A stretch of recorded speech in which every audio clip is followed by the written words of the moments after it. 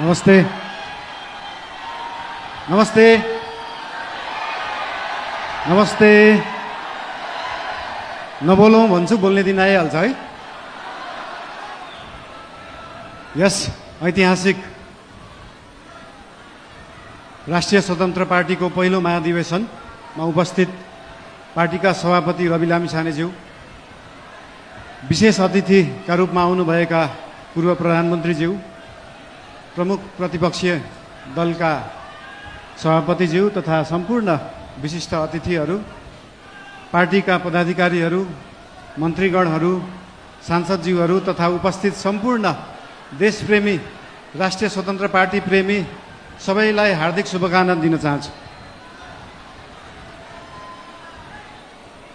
कुरा कताबाट सुरु गरौँ त? आज खासमा चाहिँ यो महाधिवेशन भनेको पार्टीको विषयमा बोल्ने, पार्टीलाई कसरी सुदृढ बनाउने, पार्टीलाई कसरी बलियो बनाउने, हाम्रो पार्टी जुन एउटा सानो महत्त्वाकांक्षा, सानो इच्छा, सानो देश बनाउने हुटुटीले सुरु भएको पार्टी आज महाधिवेशनको पहिलो दिनसम्म आउँदै गर्दाखेरि यो पार्टी, यो आन्दोलनको रूपमा भएको पार्टी, भावनाको रूपमा भएको पार्टीलाई संस्थागत गर्ने, स्थापित गर्ने दिनमा आउँदाखेरि हामीले धेरै जसो पार्टीलाई कसरी एक ठाउँमा ल्याउने भन्ने नै कुरा गर्नुपर्छ।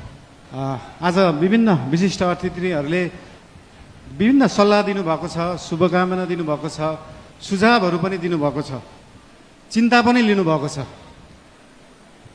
सरकार भनेको त गाडी जस्तो हो, गाडीमा एक्सिलेटर मात्र होइन, ब्रेक हुन्छ, ब्रेक पनि लाउनुपर्छ भनेर चिन्ता पनि मान्नुभएको छ। त्यस्तो चिन्ता चाहिँ लोकल रोडहरूमा हिँड्दाखेरि गाडी सिधा गइराख्दाखेरि कहिले लेफ्टबाट गाडी आउँछ, कहिले राइटबाट मान्छेहरू आउँछ, तर हाम्रो गाडी लोकल रोडमा हिँडेको गाडी होइन, हाम्रो एक्सप्रेस वेमा हिँडेको गाडी हो। गन्तव्यमा पुगेपछि मात्रै ब्रेक लाग्छ, गन्तव्यमा पुग्नुभन्दा अगाडि ब्रेक लाउन जरुरी हुँदैन। र हाम्रो गाडी अनियन्त्रित पनि छैन, वातावरण पनि मिलेर गएको छ।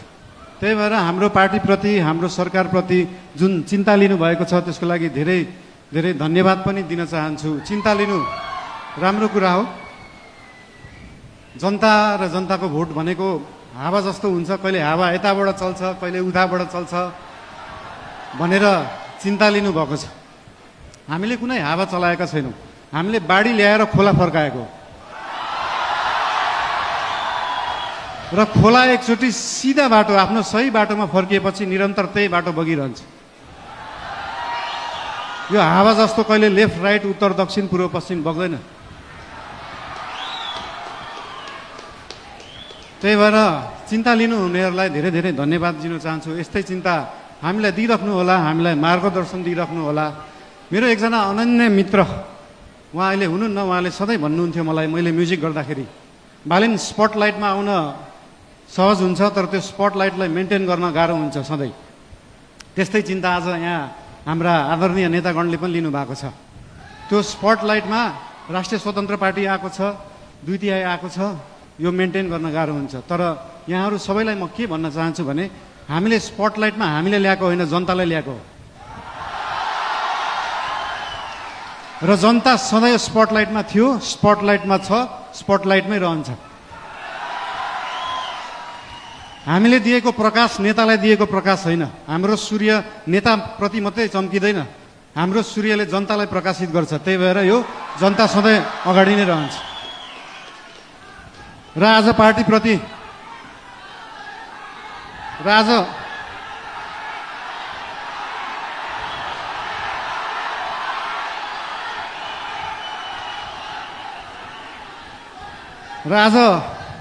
पार्टीको विषयमा विशेष गरी कुरा राख्नुपर्छ भनेरै हाम्रो पार्टीको चिन्तन कस्तो हो, लेफ्ट हो, राइट हो, सेन्टर हो, धेरै चिन्ता लिइराख्नु पर्दैन। हाम्रो पार्टी विकासवादी पार्टी हो, विकास गर्ने, काम गर्ने पार्टी हो।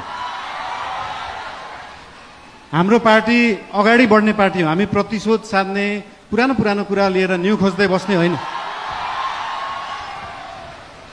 न्यू खोज्नु परे अगाडि बढ्दै गर्दा न्यू खोजिन्छ। कस्तो केसमा मात्रै भन्दाखेरि विगतका दिनहरूमा कुनै फटाइ भएका छन्, सरकारी सम्पत्तिको दोहन भएको छ, सरकारी रकमको दोहन भएको छ भने त्यहाँनिर न्यू खोज्न जरुरी हुन्छ।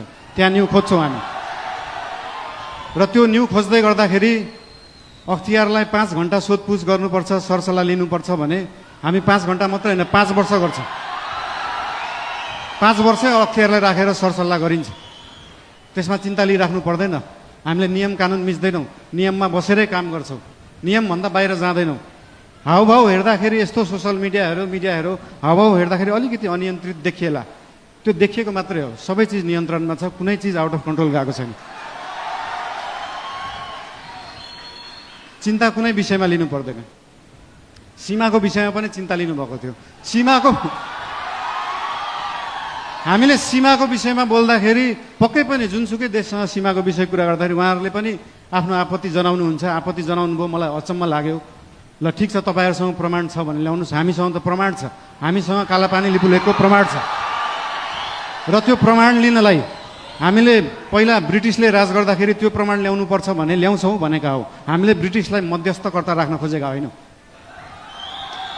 हामी हाम्रो छिमेकीहरूसँग आफै कुरा गरेर मिलाउँछौँ। हामीसँग प्रमाण छ र हामी ल्याउँछौँ, त्यो कुरा गरिएको हो। यसमा आशंका मान्नु पर्दैन।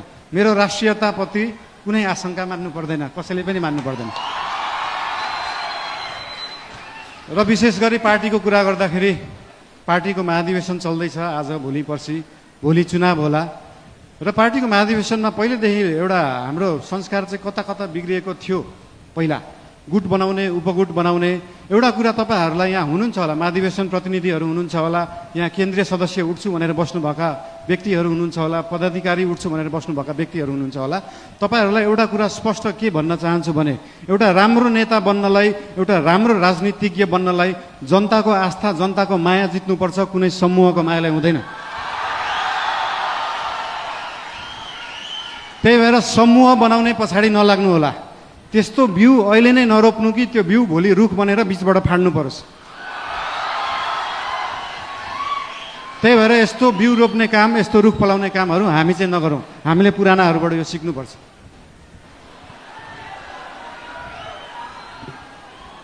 र एउटा कुरा के भन्न चाहन्छु भने हामी नयाँ पार्टी हो, नयाँ सोचले गर्दा हामीले हरेक चुनावमा गएर एउटै एजेन्डा बोकेर जाने।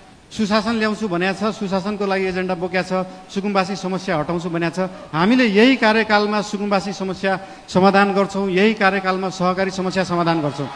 अर्को चुनावमा फेरि यही एजेन्डा बोकेर जाँदैनौँ।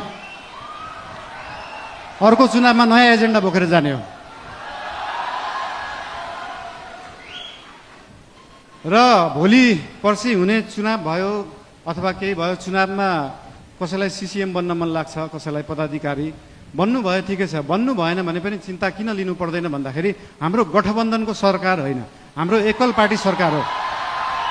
र एकल पार्टीको सरकार हुँदा के बुझ्नुपर्छ भन्दा हरेक मन्त्री प्रधानमन्त्री हो, हरेक सांसद प्रधानमन्त्री हो, हरेक पदाधिकारी प्रधानमन्त्री हो, हरेक सिसिएम प्रधानमन्त्री हो, हरेक कार्यकर्ता प्रधानमन्त्री हो, हरेक आस्था राख्ने मान्छे प्रधानमन्त्री हो। भोलि तपाईँले सिसिएम जित्नु भएन, म सिसिएम भएको भए यो गर्थेँ भन्ने छ भने आउनुहोस्, भन्नुहोस्, पार्टीलाई भन्नुहोस्। भोलि तपाईँ सांसद हुन सक्नु भएको छैन, म सांसद भएको भए यो काम गर्थेँ भनेर लिएर आउनुहोस्। तपाईँलाई जे गर्न मन लाग्छ यो पार्टीले गर्छ, यो सरकारले गर्छ।